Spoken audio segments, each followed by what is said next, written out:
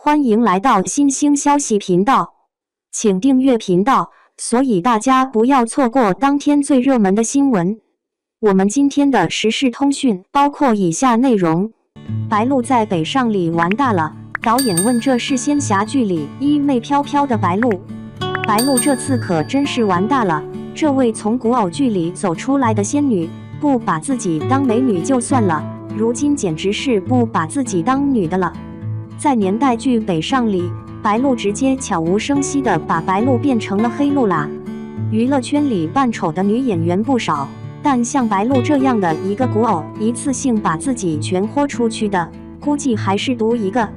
看看夏风华这妆造，白鹿先是狠心剪掉了一头乌黑长发，接着她又把脸涂得跟锅底一样黑。白鹿这一黑，让人惊呼妈呀，这是从哪里来的一个假小子？别急，还没完，他居然还给自己整了副牙套，难看先不说，难受是肯定的。事实上，不单是牙难受，在北上的拍摄现场，白鹿顶着38摄氏度高温，在石板路上狂奔，汗水浸透的短发贴在脸上，素面朝天的模样让导演姚晓峰恍惚，这真是那个在仙侠剧里衣袂飘飘的白鹿？这个疑问恰似他10年演艺生涯的注脚，在古偶剧的流量巅峰期出走，在30岁这年选择与运河边的野草少女夏凤华相遇。这样一折腾，一出场，我们愣是没认出白鹿来，难怪说她的闺蜜去探班，还追着工作人员问，刚才走过去的那个又黑又瘦的牙套妹，谁啊？真是太逗了，白鹿这可塑性真是杠杠低。或许白鹿注定和运河有着不一样的情缘。于1994年出生在江苏常州古运河畔的他，小时候总是踩着石板路，独自一人小跑着去上学。所以白鹿至今还记得校门口那家面馆的蒸汽，而小小的他也常常会准时在早读铃响起前漫步于梧桐树下。白鹿的父亲是机械厂工人，母亲在纺织车间3班倒，工薪家庭的成长经历赋予他独特的年代记忆，所以在北上片场，道具组常惊讶于他能精准报出90年代老式缝纫机的型号。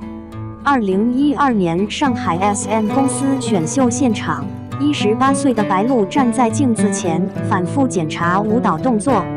母亲攥着挂号单坐在走廊长椅上，那是为了省下住宿费，他们连夜坐绿皮火车赶来的疲劳和紧张。落选时，白鹿反而安慰母亲，当不成爱豆，我就做中国最好的演员。这份骨子里的倔强与坚持，在他后来拍摄《烈火军校》时显露无遗。为演好男装戏份，他连续4个月凌晨4点起床束胸。后来在江苏联合职业技术学院读书的日子里，他依旧保持着早晨6点朗读英文的习惯。白鹿热爱文学与艺术，喜欢阅读，文笔细腻，还曾经荣获第3届江苏省文明风采征文比赛1等奖，证书至今摆在他的书房里，泛黄的稿纸上还能看见运河船工的号子穿过薄雾这样灵动的句子。白鹿在当模特的时候，为他拍摄照片的摄影师跳槽到于正的经纪公司。说来也巧，于正老板在看这位摄影师的作品时，无意间发现了照片里的白鹿，觉得白鹿特别有潜力，就直接把白鹿签到了他们公司，成了他们旗下的艺人。对生活细腻感知的白鹿，在周生如故拍摄现场发生了一幕令人动容的事。裹着军大衣蜷缩在监视器前的白鹿，反复回看崔时宜跳城楼的镜头后说，导演，能不能再来一条？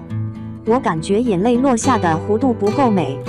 正是这种近乎偏执的角色追求，让白鹿的哭戏成为教科书级的存在。在横店40摄氏度的摄影棚里，他曾连续拍摄12小时哭戏，以至于在收工时发现隐形眼镜已与泪水凝结。在《宁安如梦》片场，白鹿有个随身携带的错题本，每场戏的不足之处都被详细记录。某页写着：江雪明先莲动作太柔，应带起风声。这种习惯始于凤求凰时期，当时他因同时分饰2个角色压力过大，在片场突发性耳聋，但仍坚持完成拍摄。如今本子上已积累378条笔记，每条都是突破舒适区的见证。参加《奔跑吧》第6季时，有场泥潭混战让男嘉宾都望而却步，白鹿却第一个跃入泥潭。节目结束时，浑身泥浆只露出2排白牙的白鹿大笑，这才叫真人秀。正是这种毫无包装的真实，让白鹿在综艺中收割了路人缘。导演组还透露说，他会在录制间隙默默帮工作人员收拾道具，这个习惯从出道保持至今。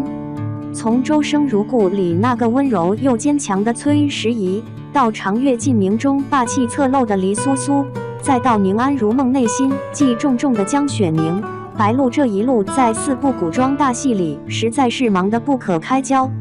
可是，当付出有了该有的回报，而直接收获了200亿的播放量时，他却出人意料地选择回归现实题材。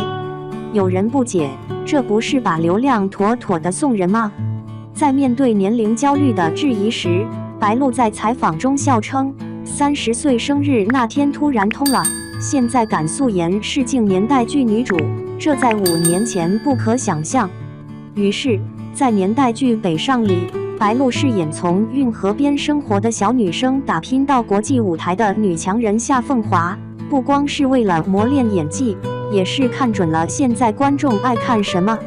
北上的编剧赵东玲透露，白鹿为了演好这个角色，早就去体验角色了，在运河边的民宿住了半个月，跟着传家女学习掌舵。